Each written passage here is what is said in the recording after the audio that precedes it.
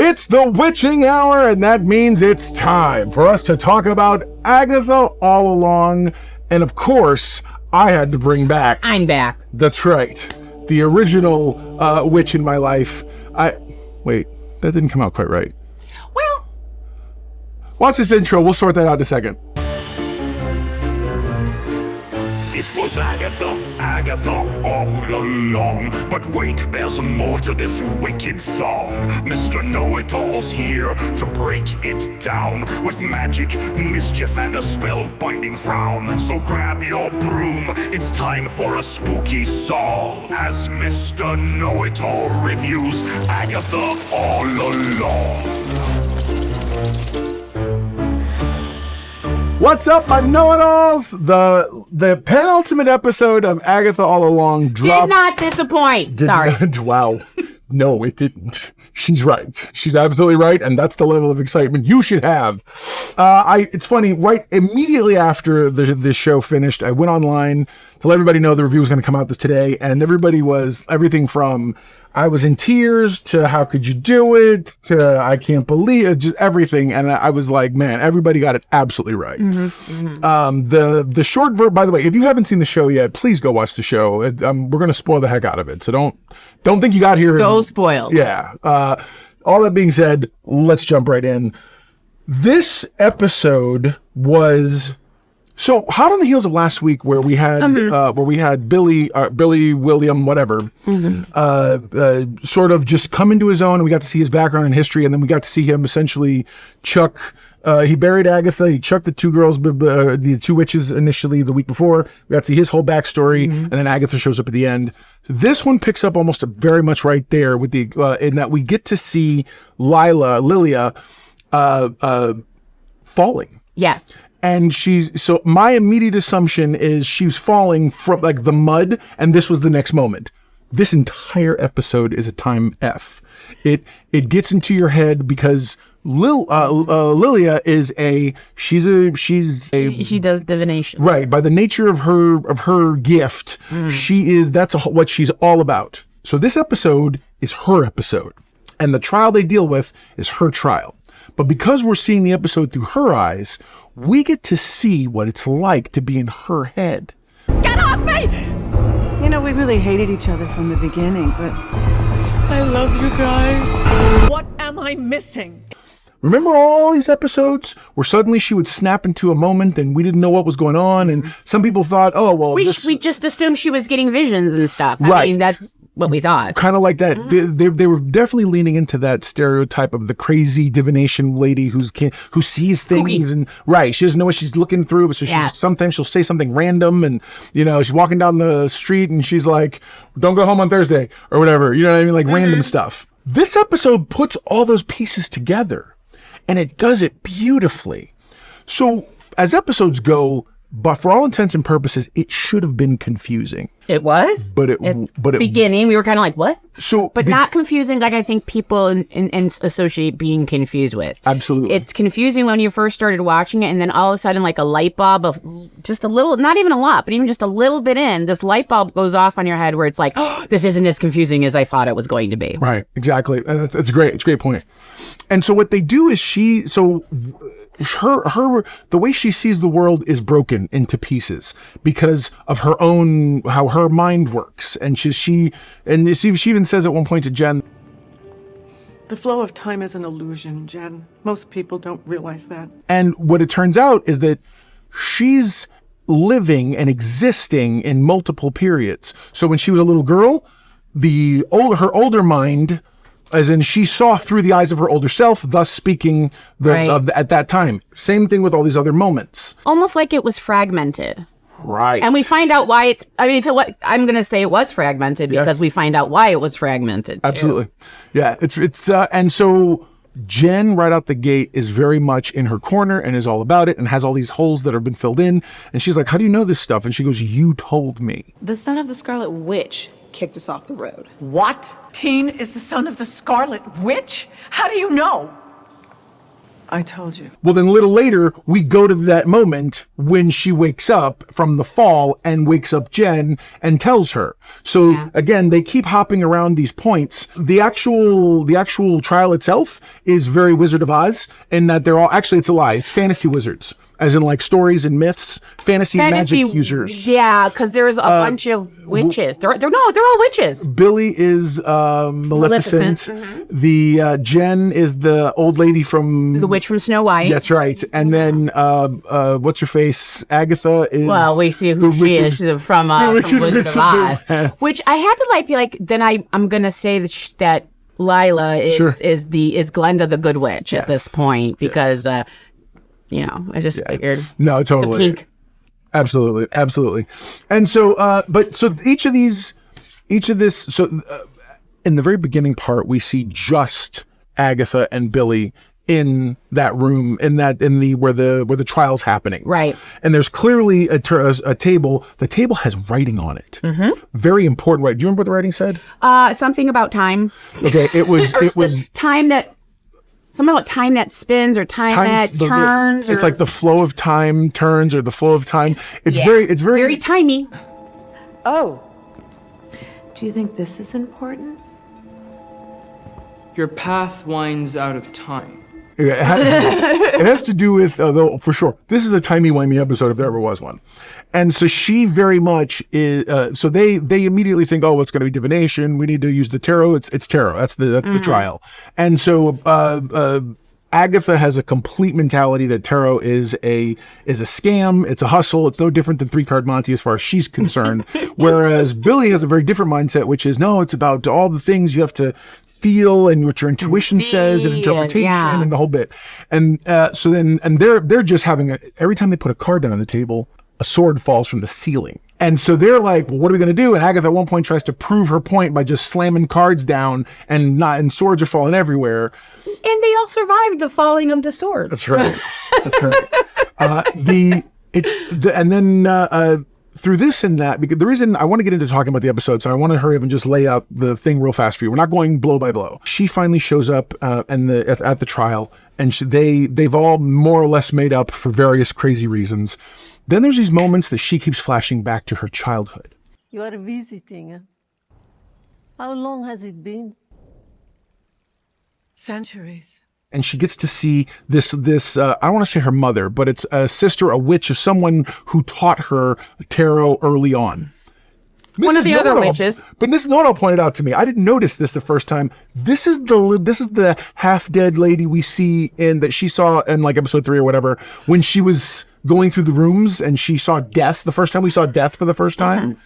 That's who the lady was. Yes. And that woman is she was part of the coven that she was when she was younger. Yeah. So I'm assuming she's probably one of the little teaching her. I love the fact the lady says to her, so where are you right now? And how old are you? How many years has it been since today? Since this moment? And she gets it because obviously she's a more experienced divinator, and so she's able to talk to her like that. And the whole time she's like, oh, I couldn't do this, I couldn't do that. And she's like, you can totally do it. This is just something you tell yourself. It's how you get in your own way, if you will. And then as these pieces start coming together for the characters, we as the audience begin to piece it together ourselves as well. So at some point or another, her and Jen ended up under the ground. She told Jen all the stuff. They walked to where they went. They avoided running into the Salem Seven, who do come back in later, and then eventually get to where they needed to be in order to join Agatha and them in the trial. In the trial, that's when everything really comes together. And that's when she begins to understand. At first, she thinks she has to read Billy. Right. She realizes after a couple of trips around her mind that, or through time, hopping through events, that she has been doing it wrong. My path winds out of time. She's reading for the wrong person. I am the traveler. It's her trial. Then everything makes sense. As she's doing the cards, we're seeing, right? Every moment we thought was crazy made sense. Because they did such a good job making it look like she was losing her mind. Sure, they really did. They really made her look like the fraud in this little mall storefront that tells fortunes, you know? No, for sure. She does manage to, she tells Billy, she's like, so for those of you playing at home who were on Nerd Fights last week, who like, I can't believe she knew the future and didn't tell him. She knew the future and didn't tell him. It was confirmed this week. I remember you now. Your bar mitzvah. Are you the one who cast the sigil on me? I saw what was going to happen to you that night. I saw who you were and who you would become. I knew you'd need time. At one point, talking to Jen, she says to Jen, this used to happen when I was younger. It stopped, and now it's happening again. And she says, why? Maybe because you're older? She says, no, I think it's because I'm closer to the end. Yeah. And Jen says, of the road where your power is going to be back? And she goes, no. And I don't know. Yeah, you knew immediately what was going down. So then, having now, and that's when everyone started crying. Let's be for real. I totally, because we all knew. We knew it was coming. And then she just starts going doing her own. And then each time from the show, when she said, because if you remember, she has randomly just said like crazy stuff, the Three of Wands, the this, the that, like all these different cards that she's mentioned out of random. This is when they were for. The Queen of Cups, Three of Pentacles, the Knight of Wands, High Priestess, Three of Swords, Tower reversed. And as she's doing it, everything begins to operate the way it's supposed to until finally she gets to the very end, the tower, so to speak. She puts it down where it's confusion, it's chaos, it's whatever. Unless it's flipped, which it was, she puts it down, poof, the door opens. Lillia, you did it. You saved us. They go, and as they're all getting out, she tells Jen to go, and then she tells her, Lillia, I loved being a witch. No! I loved being a witch.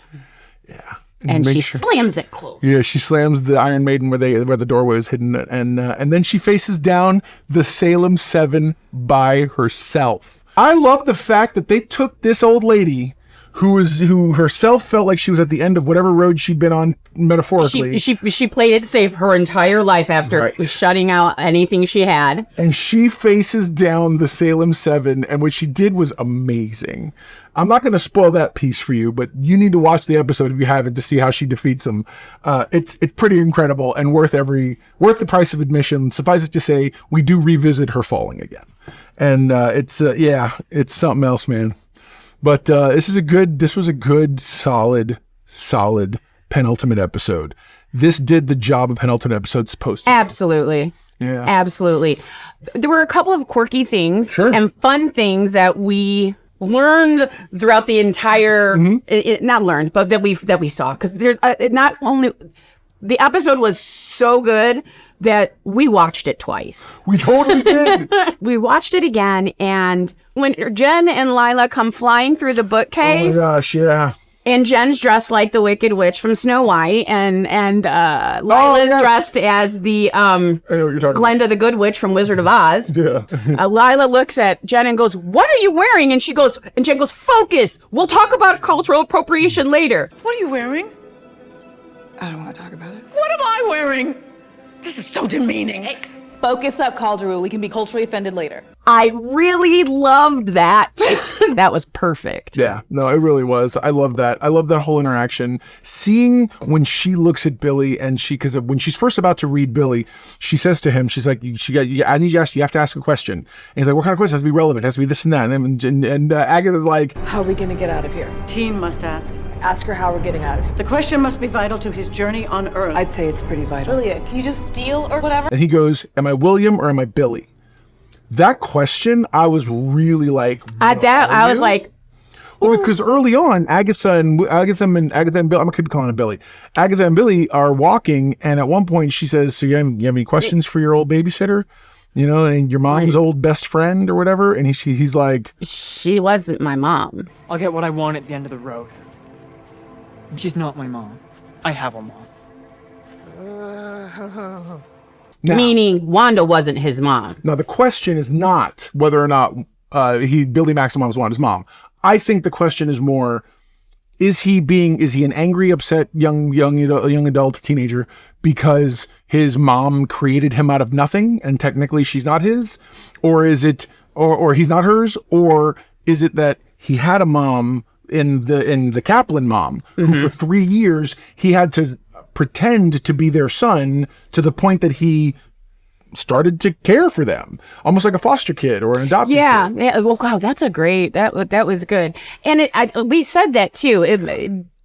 William before the accident wasn't the same. I'm sure and that's the only thing I can think of is how do your son's personality completely changed from this accident? So I'm sure they had to rely on it being the accident itself. Well, I do like the fact that and in real life there are people who deal with stuff like that where they get into an accident or something of that nature and parts of your personality due to areas in your brain that are damaged cause a bit of like a weird, I don't want to say dementia, but it's a weird kind of behavior. It's from a traumatic brain injury. Right.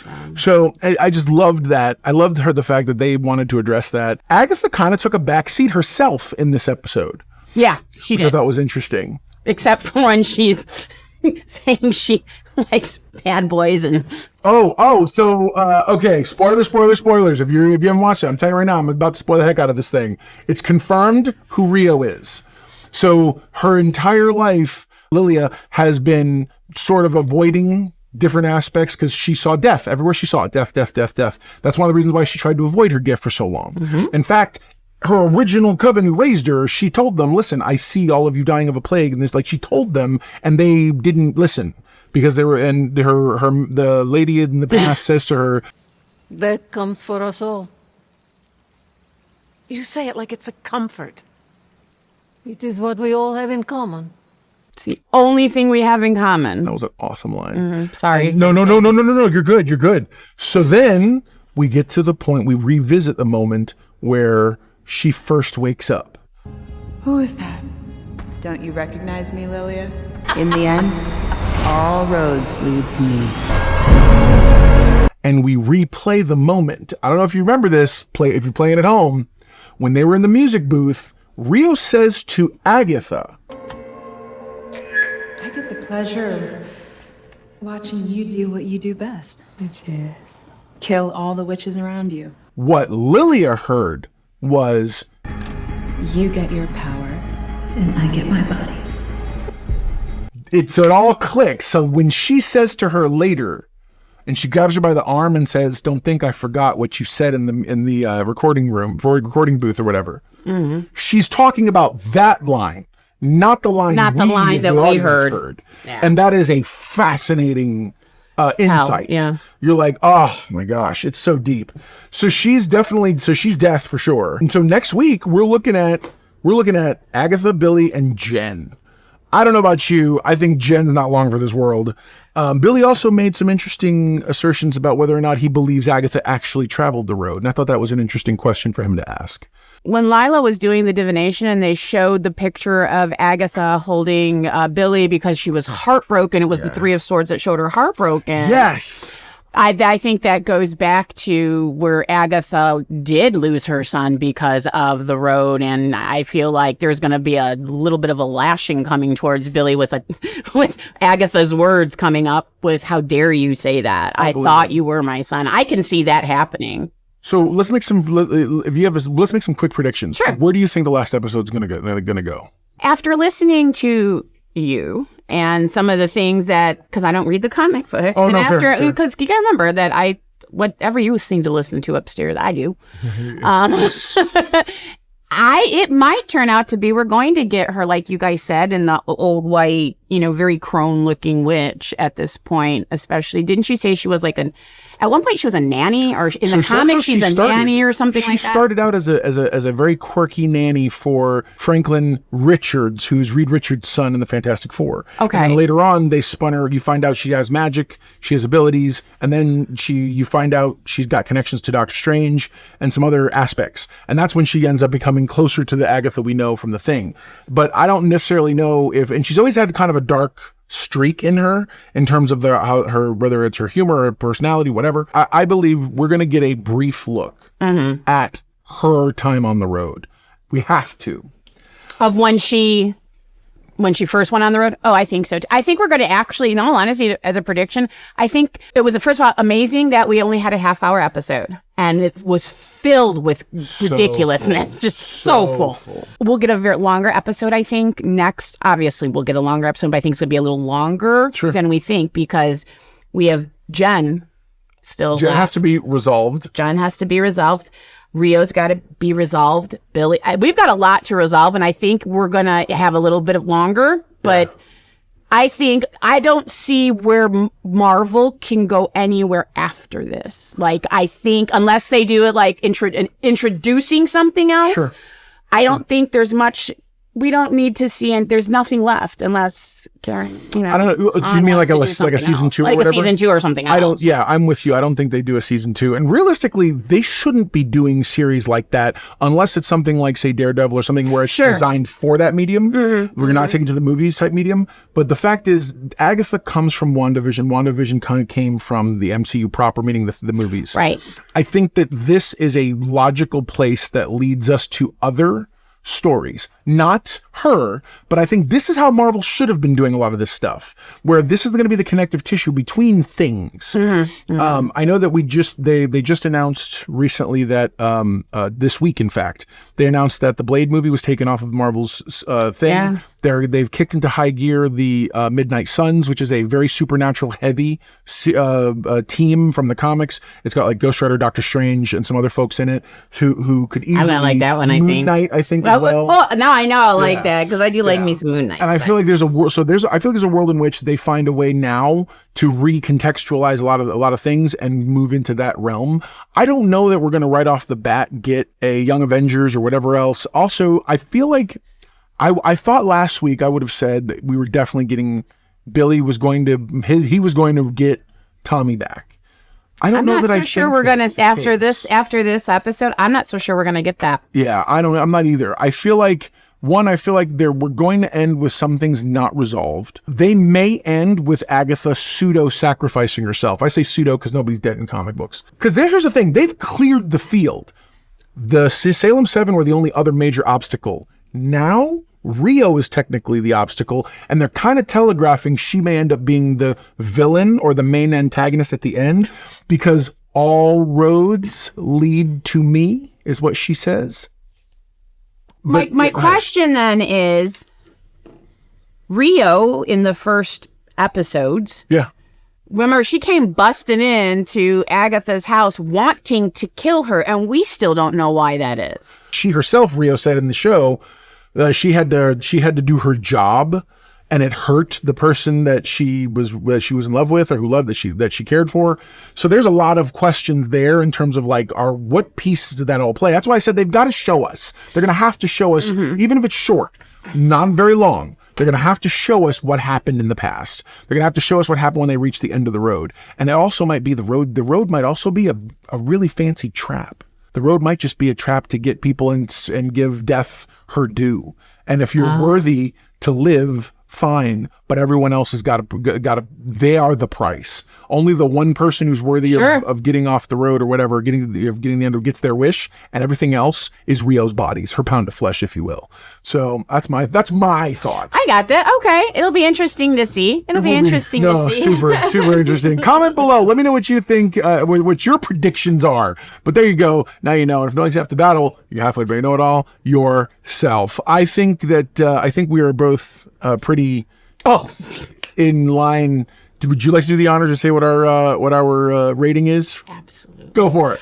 We gave it a 10. Bam. As we go down the road, down the witch's road. Right? How dope is that? Oh my god. It was one of those things where I'm just like, what'd you give it? This is how it was at the end of the first time we watched it. So what'd you give it? That's right. Babe, I don't know. I'm like, yeah, this is my 10. He's like, oh, it's my 10 too. My 10 too. Because I purposely said I was waiting for us where we're going to go. And I'm 9 times out of 10, no pun intended, we're definitely going to end up if you're going to give it to the show a 10, it's going to be on the penultimate episode. We've done it in the past. Don't get us wrong. We've done 10s early on in a season, and it's been worth it. But this show did. So you guys know we always talk about penultimate episodes and what they're supposed to do. They either set something up, or they are the climax, and then the last episode is just resolution and everyone sort of figuring out their new normal. This was a complete setup episode, penultimate, all day long, which means next episode, it's all the payoff for everything that we've seen to this point, and I can't wait.